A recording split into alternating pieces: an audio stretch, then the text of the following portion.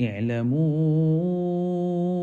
أن الله يحيي الأرض بعد موتها قد بينا لكم الآيات لعلكم تعقلون إن المصدقين والمصدقات وأقرضوا الله قرضا حسنا يضاعف لهم ولهم أجر كريم.